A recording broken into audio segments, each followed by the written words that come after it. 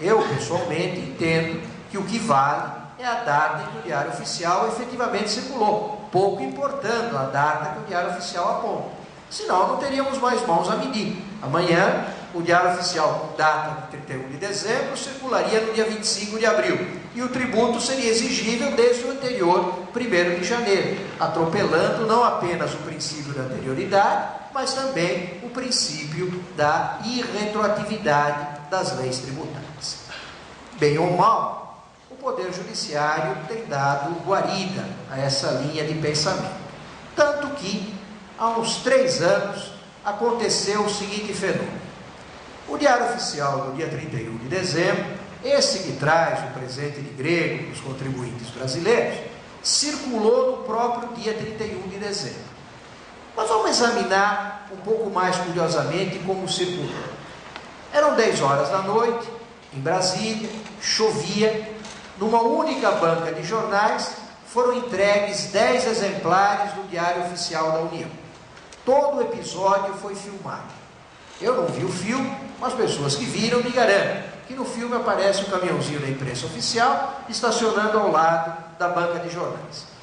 Do caminhão são descarregados os mencionados 10 exemplares e logo chega um contribuinte, 10 horas da noite em Brasília, com chuva, chega um contribuinte. O contribuinte olha aquela banca de jornal e no meio de todas aquelas publicações maravilhosas, resolve comprar logo o Diário Oficial da União do dia 31 de dezembro.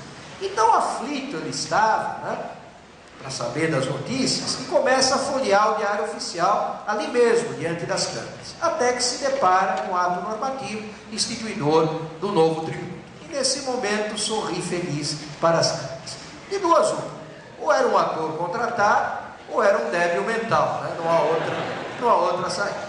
Muito bem, as autoridades fazendárias juram de pé juntos que houve a publicação no dia 31 de dezembro.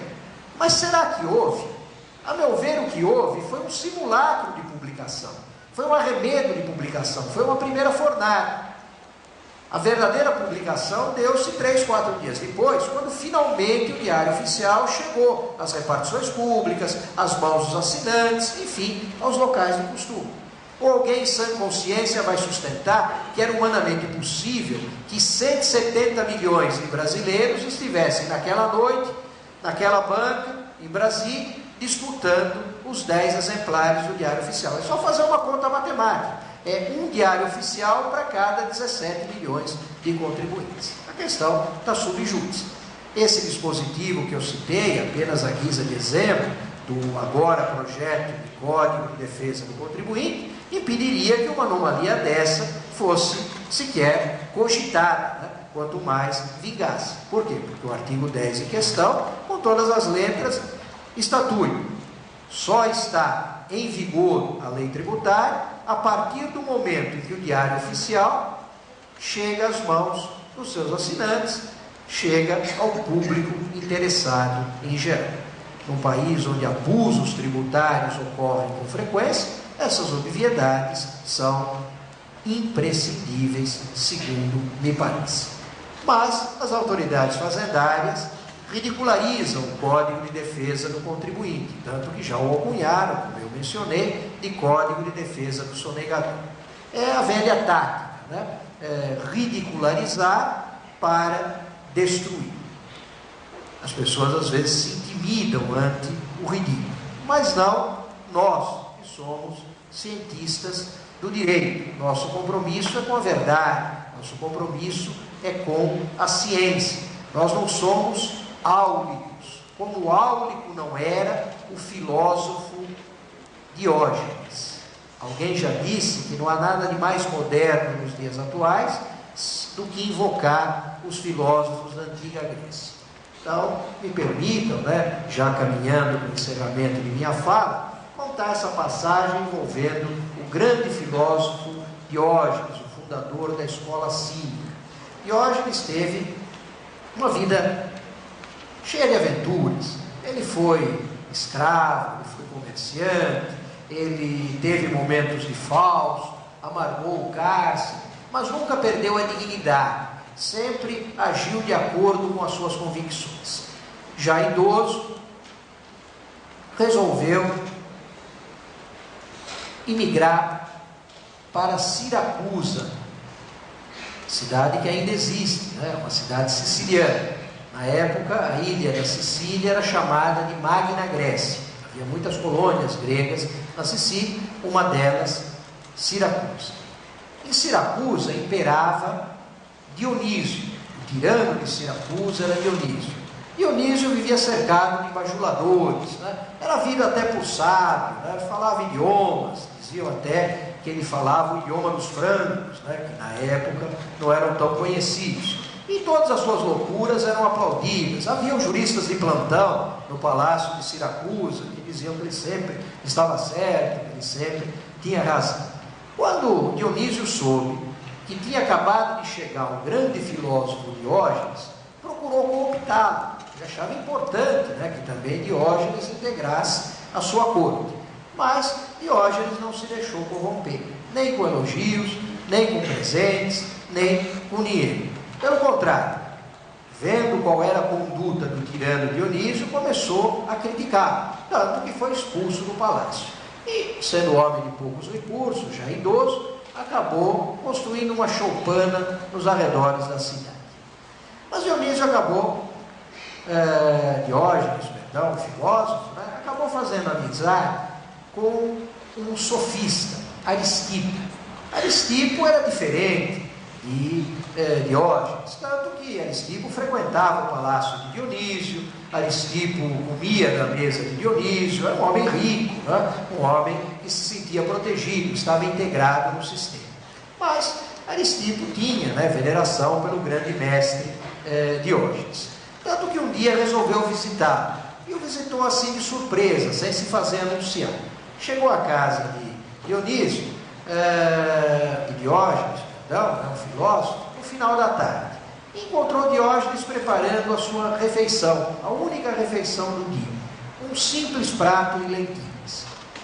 Aristipo, né, vendo Diógenes naquela situação, um sábio, um idoso, né, preparando uma refeição tão frugal, se apiedou e disse: meu caro Diógenes, se aprendesses a agradar a Dionísio, nunca mais precisarias comer lentilhas. Ao que Diógenes retrucou: meu caro Aristipo, se aprendesses a comer lentilhas, nunca mais precisarias agradar a Dionísio. É esse espírito que eu tenho certeza que está aqui vigorando, imperando entre nós. Obrigado a todos pela gentileza e pela bondade.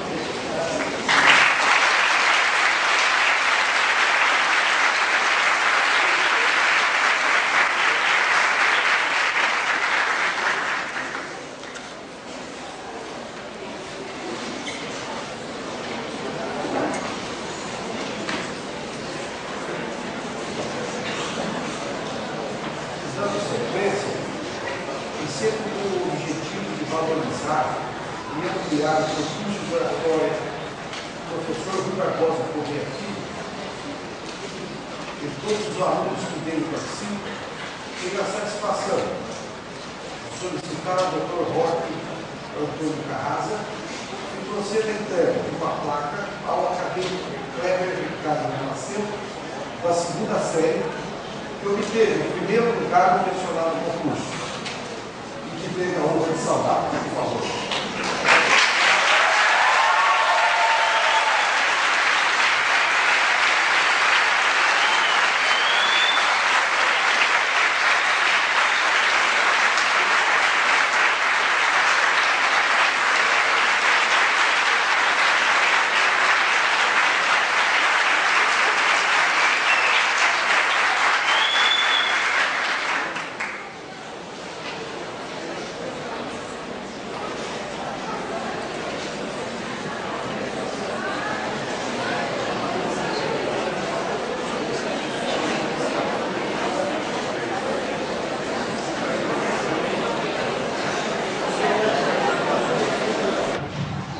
E no livro do ICMS, o senhor faz uma defesa a respeito da cobrança sobre provedores de internet. Não cabe ICMS, mas sim cabe ISS. Tá? Uma decisão recente agora do Superior Tribunal de Justiça diz o Superior Tribunal de Justiça que cabe ICMS. E está feita a controvérsia. E agora?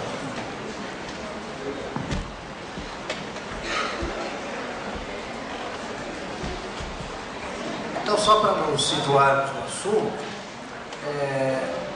eu entendo que o ICMS só pode alcançar as prestações em caráter negocial de serviços de comunicação.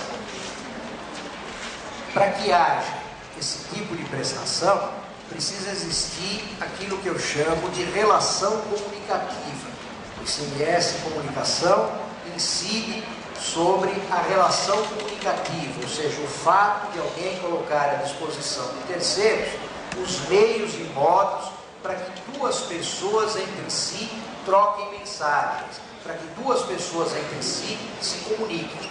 O ICMS comunicação não incide sobre a comunicação propriamente dita, incide sobre a disponibilização dos meios e modos para que duas pessoas se comuniquem, para que duas pessoas troquem entre si mensagens.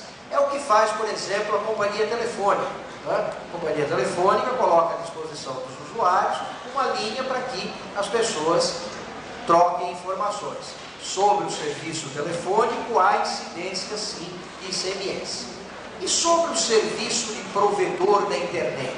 A meu ver, não. Sobre o serviço de provedor da internet, não há essa relação comunicativa. Não pode haver essa incidência de ICMS.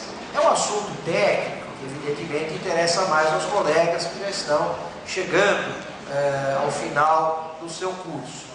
Mas, na verdade, o provedor da internet, ele apenas liga o interessado ao mundo internet. Ele não presta nenhum serviço de comunicação, ele apenas dá os meios para que alguém se interligue à internet. Muito bem, a doutrina vem caminhando pacífica nesse sentido. A questão de um mês, mais ou menos, a decisão ainda não foi publicada, ficou lembrado pelo professor, o Superior Tribunal de Justiça, por uma de suas câmaras, entendeu que haveria incidência de ICMS e citou nas razões de decidir o eminente professor Paulo de Barros Carvalho, dizendo: quem pensa dessa maneira é o professor Paulo de Barros Carvalho, que é meu amigo. Exatamente por ser meu amigo, eu o procurei e fui lá ouvir de viva voz o que ele achava, até para eventualmente mudar de opinião, até para eventualmente reformular o meu pensamento. E nesse momento, para meu conforto, o jurista em questão afirmou que o seu pensamento fora mal interpretado, que na verdade ele, tanto quanto nós, outros doutrinadores, sustenta que o provedor presta um serviço de qualquer natureza, mas não um serviço de comunicação tributável por meio de ICMS. Tanto que, informou Sua Excelência, ele já estaria sendo contactado pela empresa que teve decisão desfavorável para emitir um parecer que instruirá o recurso extraordinário que será levado ao Supremo. Então é importante frisar que não se trata de uma decisão definitiva, uma decisão que ainda será submetida ao crivo do Pretório Excelso. E mais, que o único doutrinador trazido à colação pelo ministro relator do processo, na verdade não diz aqui, as suas palavras foram mal interpretadas. Então acredito eu que há esperanças, né, de que a Constituição afinal prevaleça. Até essa decisão me parece diz respeito a um provedor aqui no estado do Paraná. No Paraná, acho que de Londrina, o Maringá, Apucarana, né? Quer dizer, é uma questão que interessa até ao provedor local. Mas interessa a todos os provedores, porque também se o Supremo Tribunal Federal decidir, ainda que de modo menos feliz, data velha, que há incidência de CQS, a questão está encerrada. Né? Como no caso do apagão, né?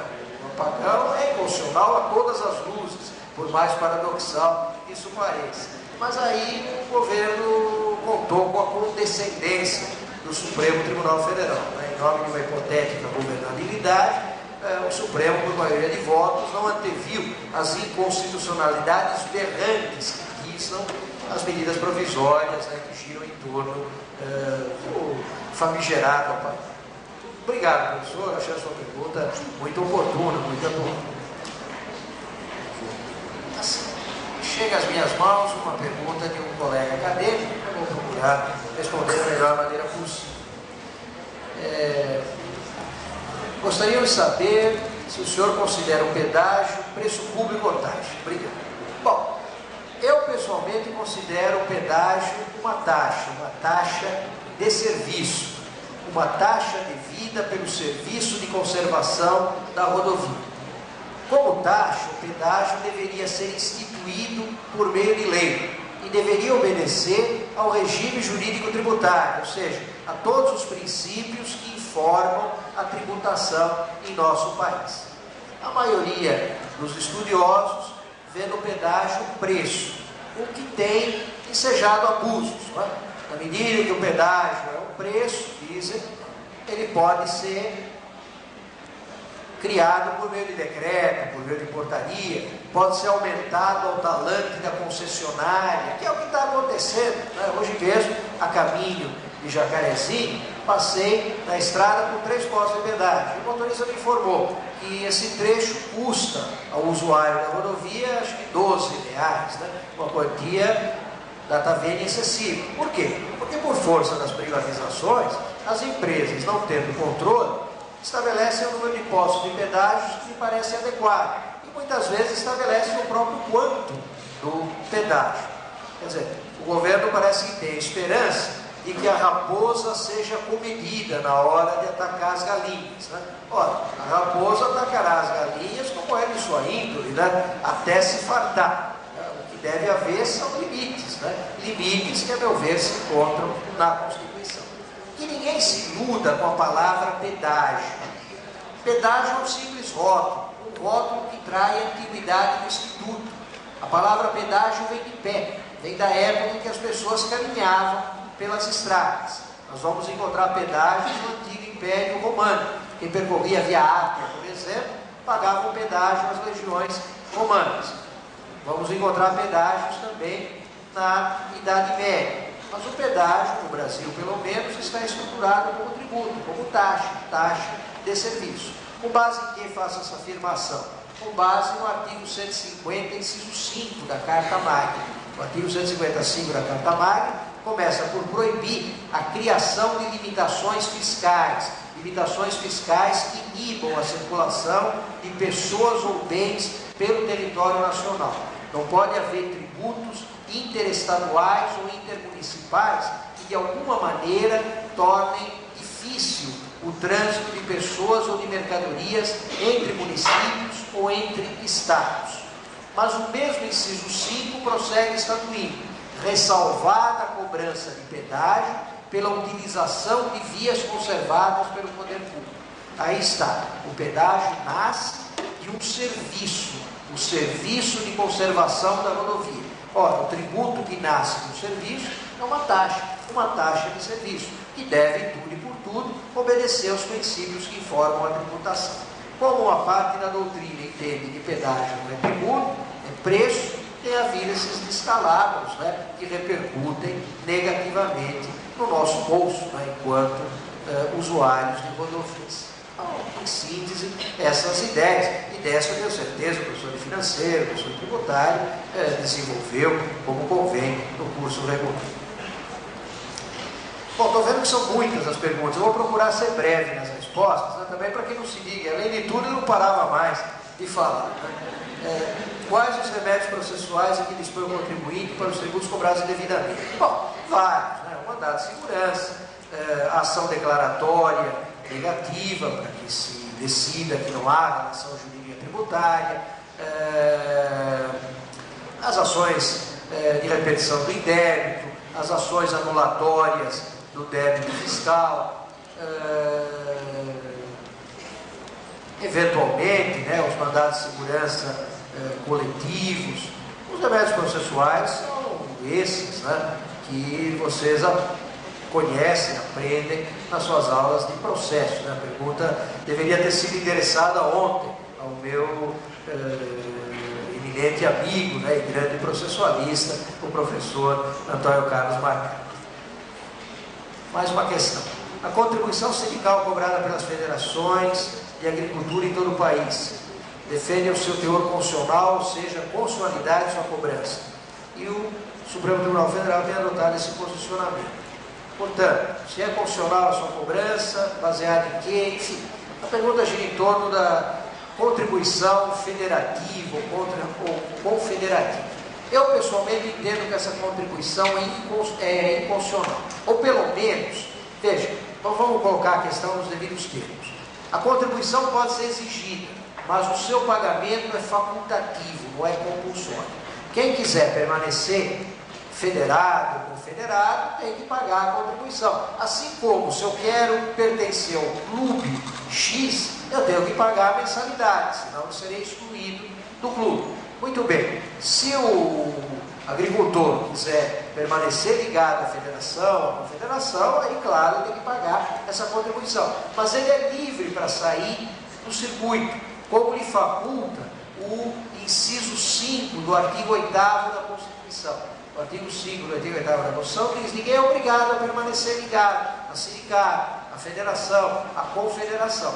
Logo, essa contribuição vale para quem quiser permanecer vinculado à entidade. O agricultor que não tem interesse em permanecer vinculado à entidade pode simplesmente deixar de recolher essa contribuição que não tem natureza tributária.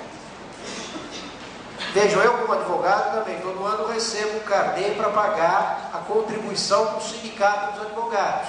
Até hoje eu não vi interesse em me sindicalizar enquanto advogado. Penso que a Ordem dos Advogados do Brasil já atende muito bem aos meus interesses. Eu simplesmente desconsidero esse carnê. Se algum dia eu for executado, me defenderei dizendo que essa é uma contribuição facultativa, obrigatória para quem quiser se sindicalizar. Quem não quiser, simplesmente que ignore, como eu tenho feito. Então, a respeito dessas decisões do Supremo, na verdade o que o Supremo tem decidido é que essa contribuição é válida, mas não que ela é exigível, que ela é obrigatória e que todos os agricultores, quer queiram, quer não queiram pertencer à confederação, são obrigados a efetuar o seu pagamento. Só são obrigados a efetuar o seu pagamento aqueles que quiserem permanecer ligados à entidade. Bom, qual a sua opinião sobre a possibilidade de tributação através da medida provisória? Eu entendo que os tributos só podem ser criados ou aumentados por meio de lei. Lei ordinária, na maioria dos casos, lei complementar em relação aos empréstimos compulsórios, aos impostos residuais e às contribuições referidas no parágrafo 4º do artigo 195 da Constituição, mas sempre lei. A meu juízo, a medida provisória não é instrumento idôneo, nem para criar, nem para aumentar tributos. Por quê? Porque a medida provisória é, por sua própria natureza, precária. O que é que estabelece o artigo 62 da Constituição que cuida do assunto? Que a medida provisória, assim que publicada, passará a produzir todos os seus efeitos. E que o Congresso Nacional terá 30 dias para aprová-la ou rejeitá-la na íntegra. Acrescenta esse artigo 62 agora por meio de seu parágrafo único. Se a medida provisória não for aprovada, não for convalidada, ela cairá por terra e com ela todos os efeitos produzidos. Logo, a própria Constituição estabelece que a medida provisória é essencialmente precária. Ora, a precariedade da medida provisória não se compadece com a segurança e com a certeza que deve presidir o fenômeno da tributação. Já imaginaram? A medida provisória cria um tributo, o tributo passa a ser exigido, depois a medida provisória é rejeitada, expresso ou implicitamente, não importa. A inércia deliberante implica rejeição. Como é que ficam os contribuintes que já pagaram? Terão que entrar com uma ação de repetição de débito? E os contribuintes que estão sendo eventualmente executados? O processo prossegue, vão ter que garantir o juízo. Vejam quantos problemas, né, surgem em se aceitando que medida provisória pode criar ou aumentar tributos. Sei que na prática, a maioria dos tributos federais, se não foi criada, foi aumentada por medida provisória. Sei também que o Poder Judiciário tem sido condescendente a respeito, mas enquanto estudioso da ciência do direito tributário, eu continuo insistindo que medida provisória não pode nem criar nem aumentar tributos, que a isto obsta a Constituição em vigor. Bom, uma outra questão do Estado de São Paulo, essa aqui. Uma empresa que produz álcool deve pagar o PIS e a COFINS? Isso porque o artigo 155, parágrafo 3º da Constituição limita os tributos que devem ser pagos por essas empresas e aquelas que produzem os derivados do petróleo. Em síntese, eu acho que não deveria, né?